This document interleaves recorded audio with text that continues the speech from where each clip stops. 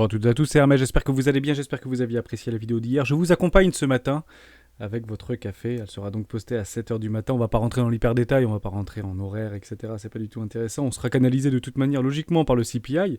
Peut-être l'enclenchement de notre rallye aussi, on regardera où Bitcoin s'est arrêté, notamment dans la journée d'hier, et où le S&P 500 s'est arrêté courant de la journée d'hier après les ouvertures de Wall Street. Je trouve ça extrêmement intéressant, on en parle maintenant. Avant de commencer, je vous invite toujours à rejoindre le Discord des rois du marché. N'hésitez pas, le lien sera dans la description. À l'intérieur, une documentation qui s'appelle la stratégie des 4 rois, toujours très intéressant, qui prend tout son sens dans ces situations de marché très baissier, dans un bear market. N'hésitez pas à venir la télécharger, vous en imprégner, vous en inspirer pour vous aussi trouver votre propre style d'investissement, que ce soit sur le court, moyen, long terme. C'est 18 pages. N'hésitez pas à aller là. Pour vous, je l'utilise personnellement depuis des années, il m'offre d'excellents résultats, que ce soit sur le court, moyen, long terme. Donc pourquoi pas aller y jeter un œil pour vous aussi. Pourquoi pas trouver votre propre style d'investissement ou de trading, ça fonctionne aussi, notamment sur les Fibonacci. On commence tout de suite avec Bitcoin. Vous vous rappelez, il y a quelques temps maintenant, je vous avais tracé notre fameuse boîte de Pandore quand on avait eu en fait ce fameux crack depuis début mai vis-à-vis de Terra Luna. Et je vous avais dit, ici, il faudra prendre une décision. On est parti très fort dans la capitulation. On le sait, on l'a vécu, on l'a constaté. Les capitulations, on les constate.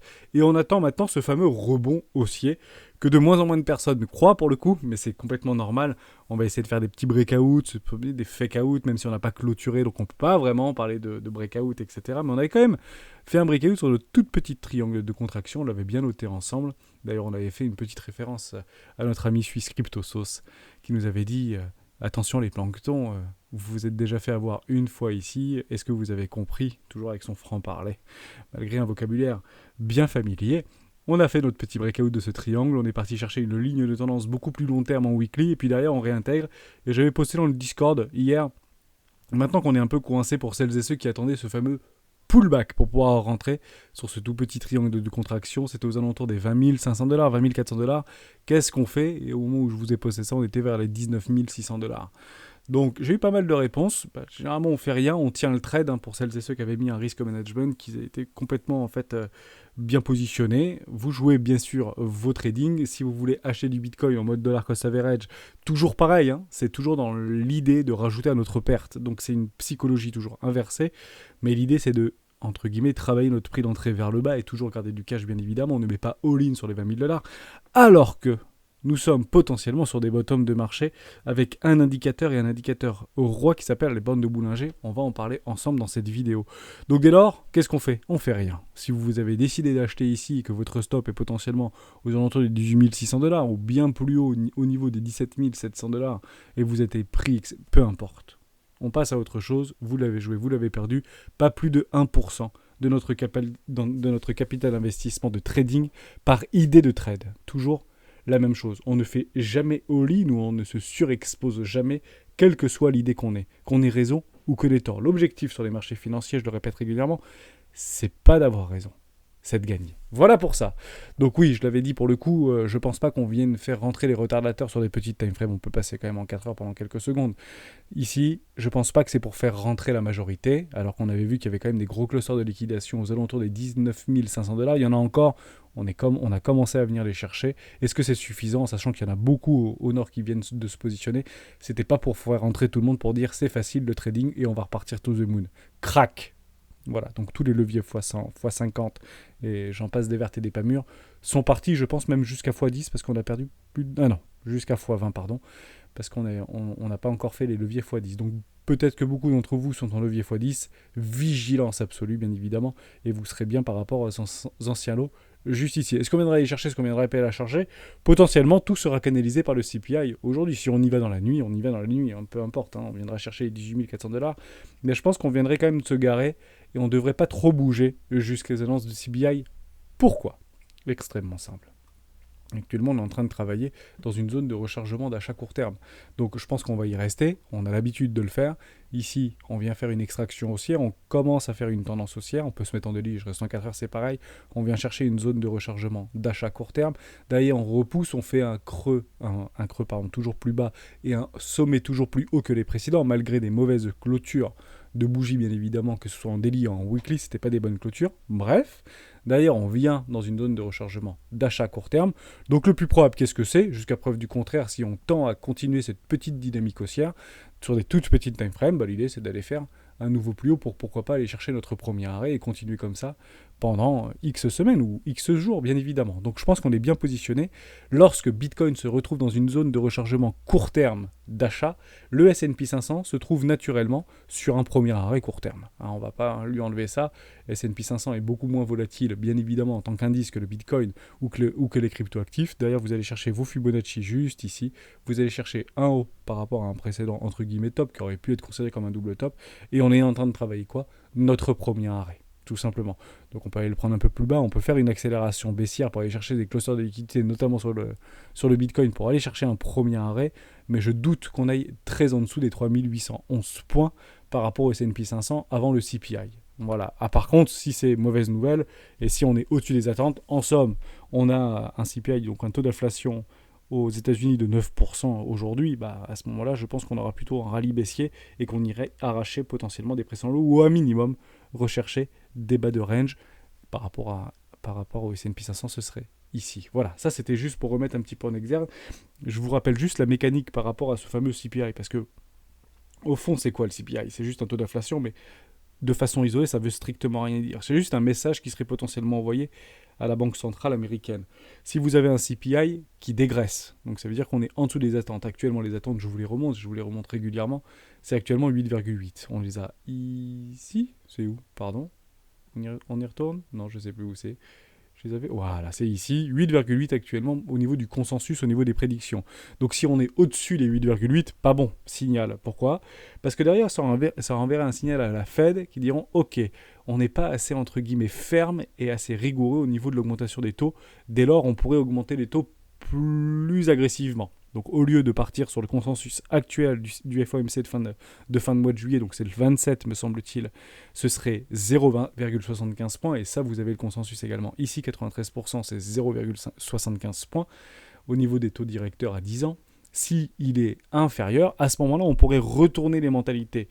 Et si vous avez en fait un 8,1 par exemple, un 8,2, peut-être que ça pourrait enclencher une idée pour la Banque centrale fédérale américaine de pouvoir revoir à la baisse l'augmentation des taux peut-être moins brutale vis-à-vis du FOMC. Et dès lors, vous verrez peut-être ici un 93% qui viendrait plutôt sur les 0,50 points à 93% et voir ici de 25, de 50, 7%, 10%, 8%. Et là, ça pourrait canaliser potentiellement un rallye haussier. Et on irait casser potentiellement des résistances. Et on va essayer de voir dans cette vidéo jusqu'où on pourrait atteindre ce rallye haussier par rapport à une analyse plutôt technique long terme ou moyen terme.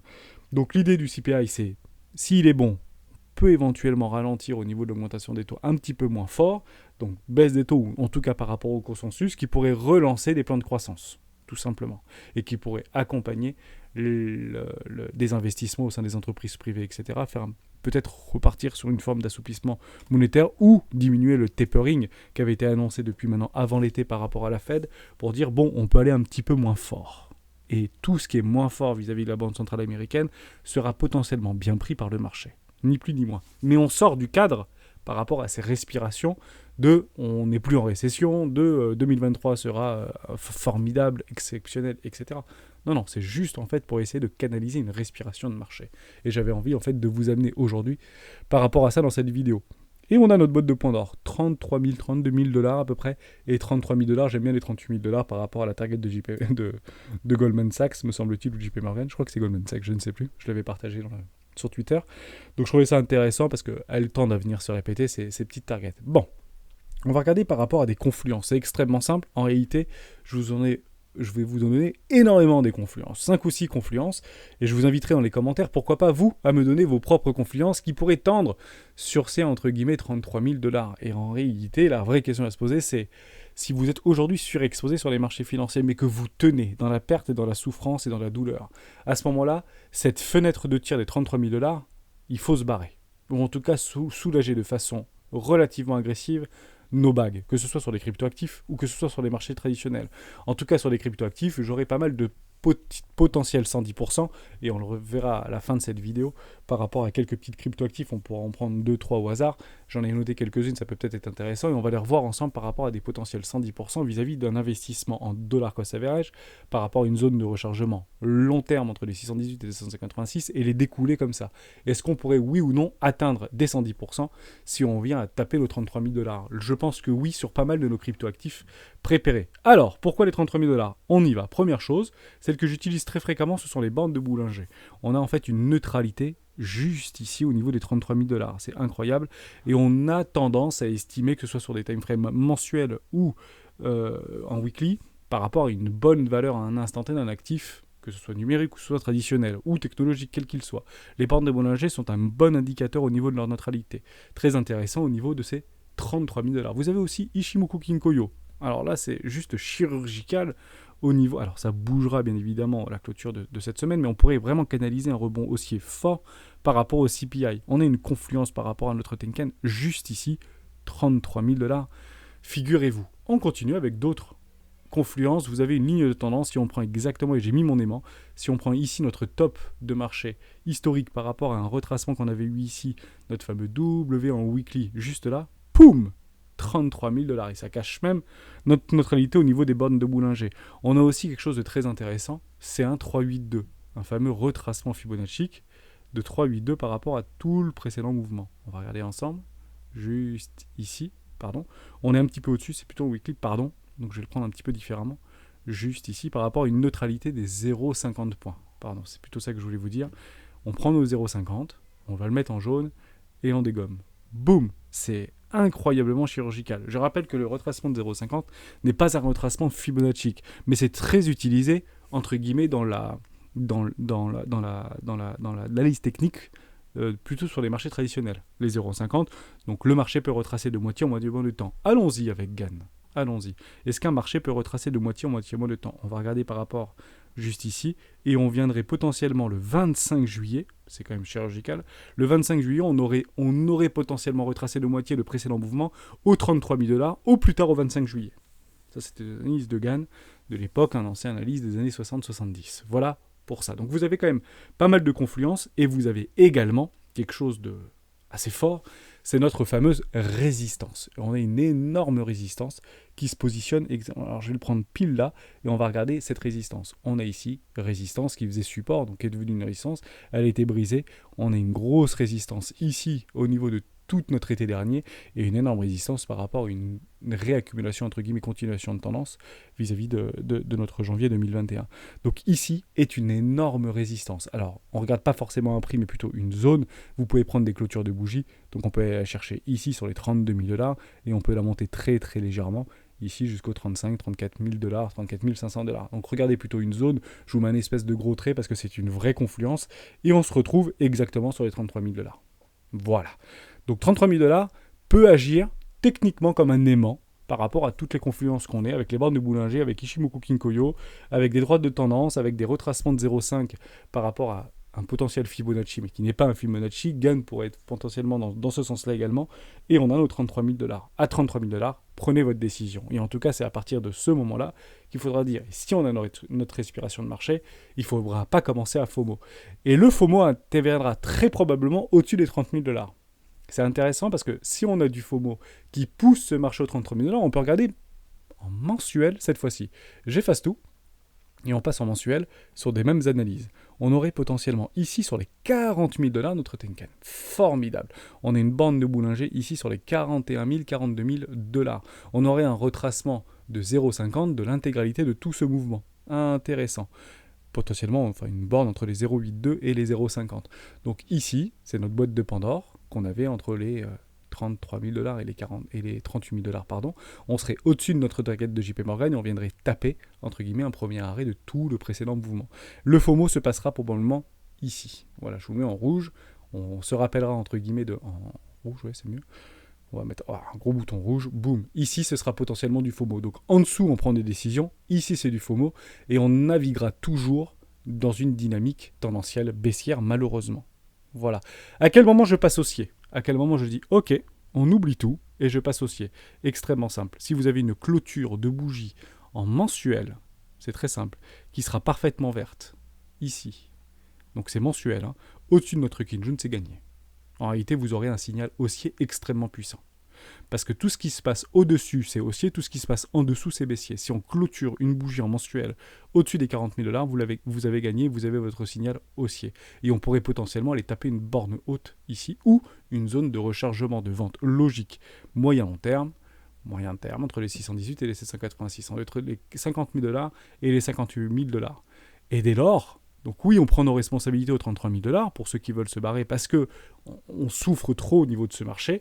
Donc c'est entre guillemets la target la plus réaliste par rapport à une respiration de marché. Vous en avez d'autres au-dessus. Et si tout ça vient casser par le haut parce que trop bearish au niveau du sentiment et trop de personnes shortent ce marché, à ce moment-là, la prochaine direction, ce sera ici. Et à ce moment-là, on aura un gros paquet de 110% qui vont se mettre en place. Mais tout ça sera canalisé par des news. Tout ça sera canalisé par des très bonnes nouvelles. Potentiellement, fin de la guerre. Potentiellement, on retrouve entre guillemets une croissance, une décroissance au niveau des taux d'inflation. On passe de 8,6 à 8,2 à 7,9 à 6,9, etc. Et tout ça sera canalisé par des sorties extrêmement massives de capitaux, de toutes celles et ceux qui n'ont pas entre guillemets encore capitulé. Bien évidemment, on n'y est pas. Pourquoi je vous dis ça par rapport à cette fameuse Kinjun ? Mais c'est très simple. C'est que la dernière fois qu'on a fait ça, donc il faudra potentiellement du temps, c'est qu'on n'est jamais repassé en dessous, en mensuel. Et c'était ici au niveau de notre bougie du 1er mai 2021. De mai 2021 à juin 2021, le moment où on est clôturé au-dessus, c'était le départ de notre rallye haussier. Dès lors, on avait clôturé en dessous avec une mauvaise bougie. À partir du principe qu'on est potentiellement là-dedans. Ok, on ne va pas revenir par rapport aux précédentes vidéos.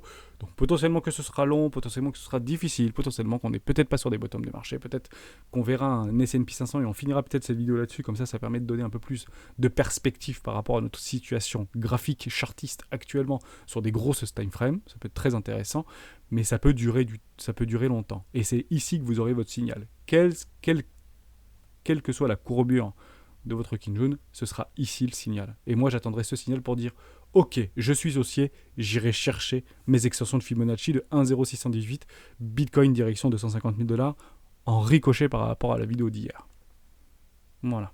Au niveau d'une market cap totale entre les 5 et les 7 milliards de 7 000 milliards de dollars, pardon. Pourquoi on peut être sur des bottoms de marché ? Extrêmement simple. J'efface tout et on regarde par rapport à notre bande de Bollinger. En réalité, ce qu'on est en train d'observer ici en mensuel est extrêmement rare. Extrêmement rare. D'ailleurs, vous avez une news par rapport au créateur de ces bandes de Bollinger qui dit que sur Bitcoin, on est potentiellement sur des bottoms de marché.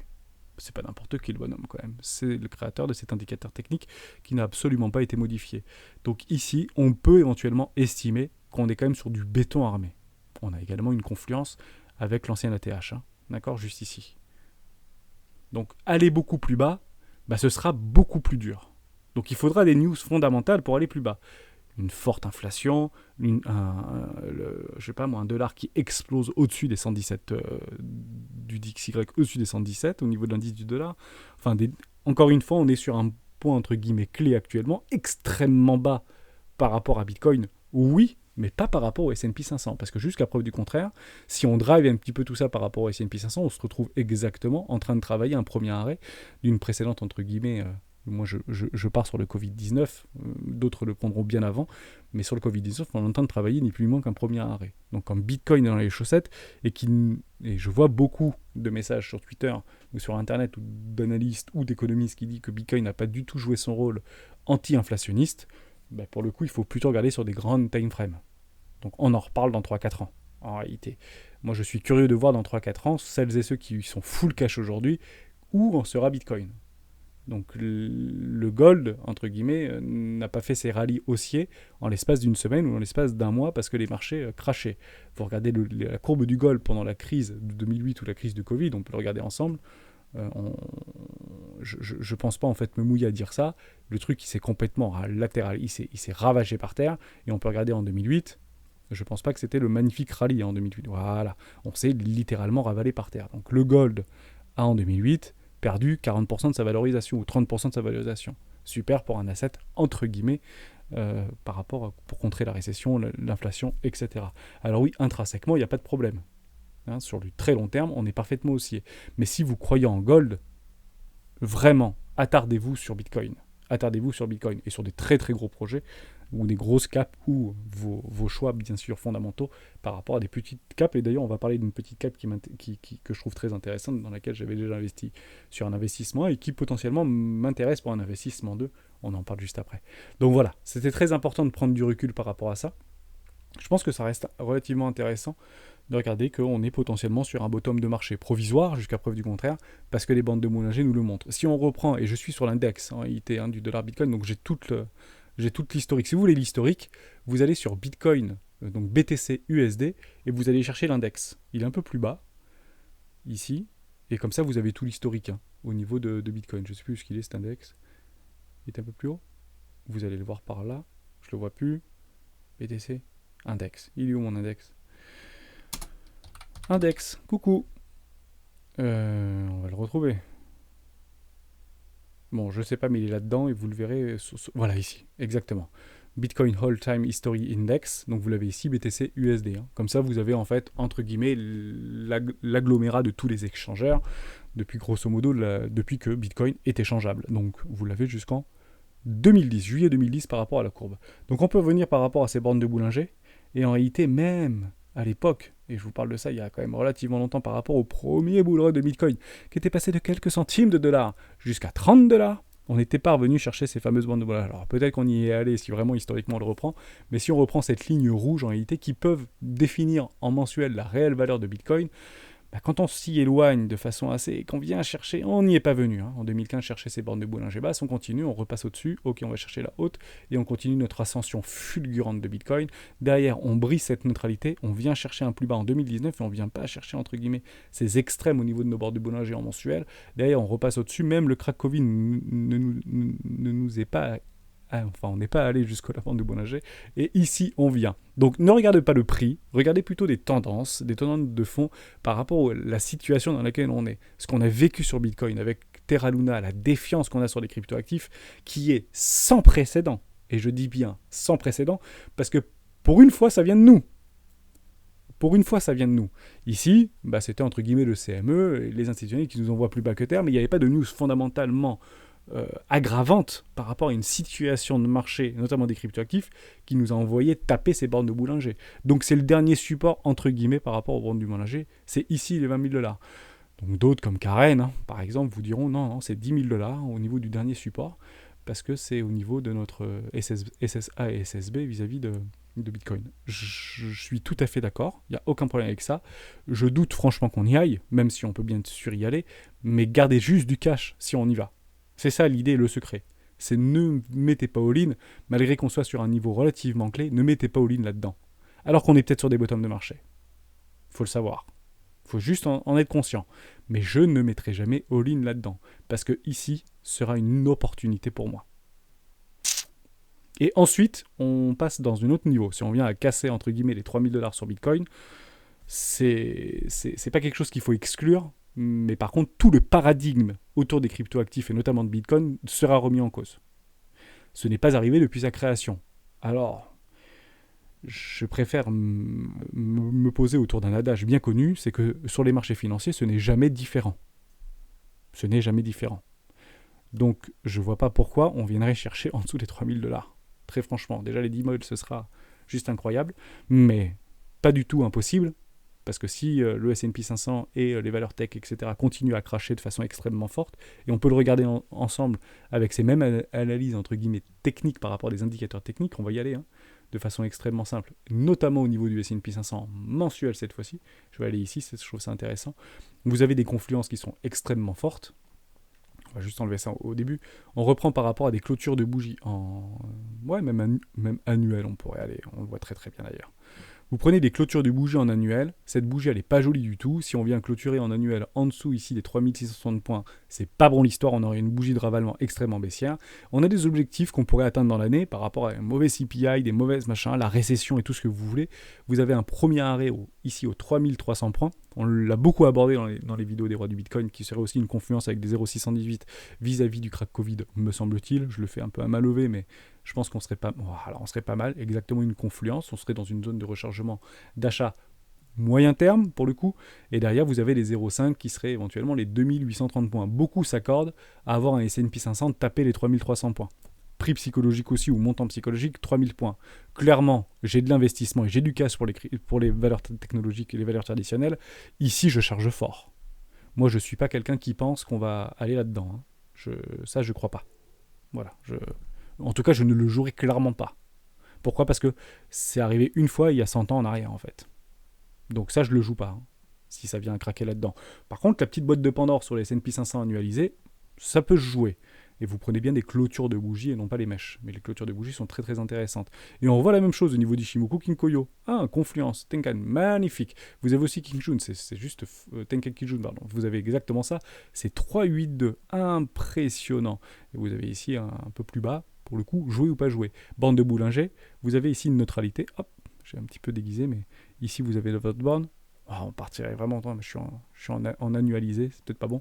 Si je passe en... Ah, voilà, très intéressant. Si je passe en mensuel, vous avez ici les 3600 points. On partirait peut-être un petit peu en bas, on est en dessous de notre neutralité en trimestriel. Est-ce qu'on a des confluences ou pas ? On le fait un peu, ouais. On a une confluence par rapport à une neutralité trimestrielle. Donc on peut aller chercher sur l'indice, c'est pas évident, mais on peut aller chercher ces confluences-là. Je pense que pour le coup sur la tête qu'on aurait vis-à-vis du S&P 500, etc., si on n'est pas en train de travailler des bottoms de marché, pour le coup, ce serait potentiellement les 3300 points.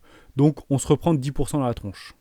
Grosso modo, je pense qu'on se reprend 10% dans la tronche par rapport au plus bas précédent. Voilà, exactement 10%.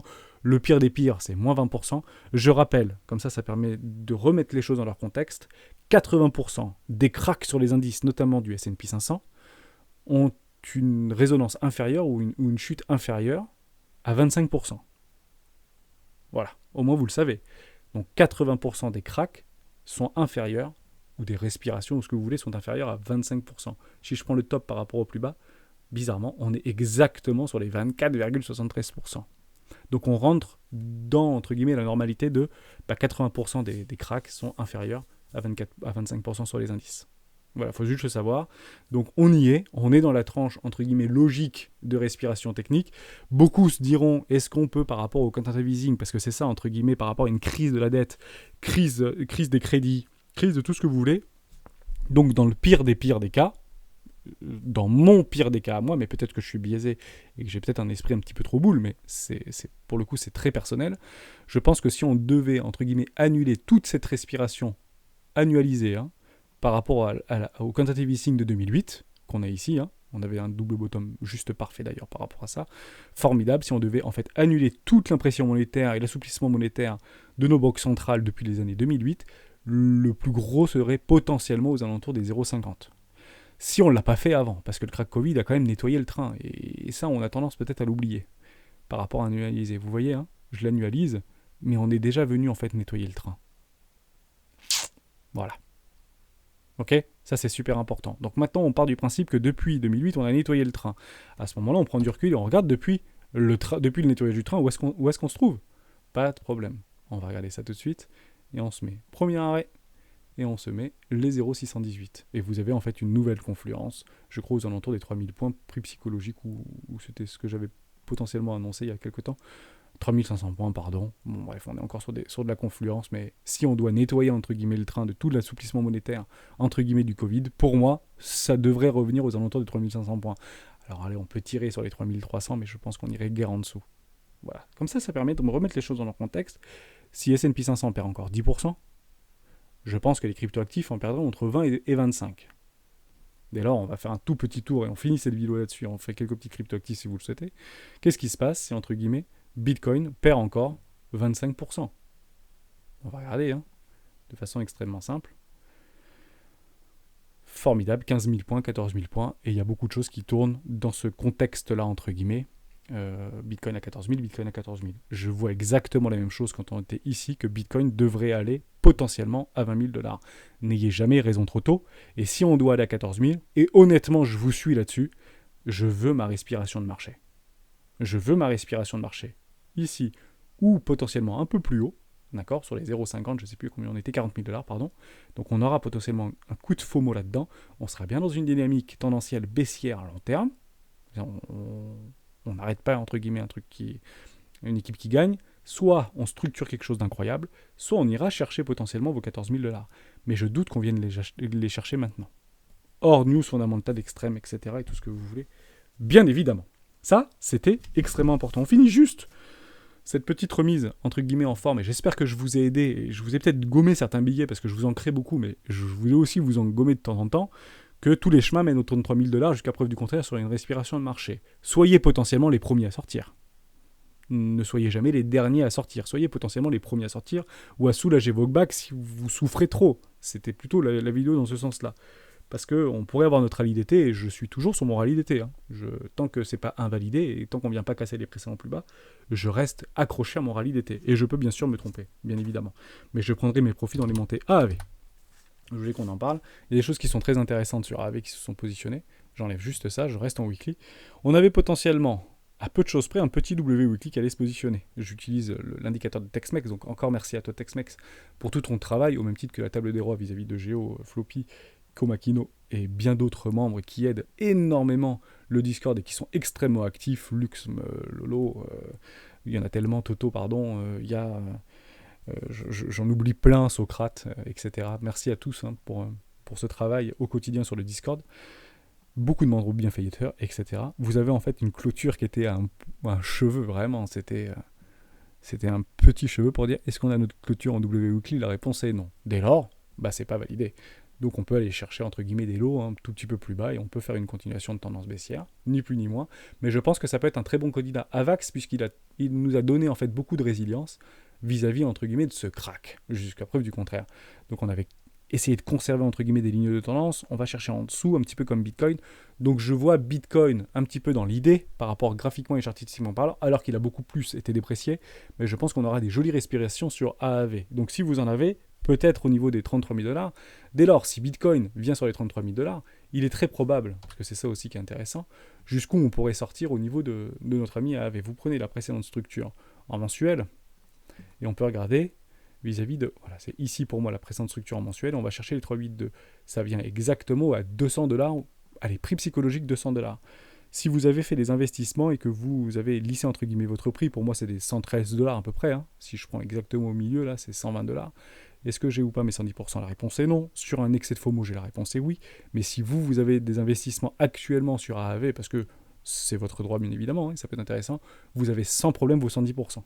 Okay, et elle sera là, la respiration. Mais on pourra faire de nouveaux plus bas plus tard.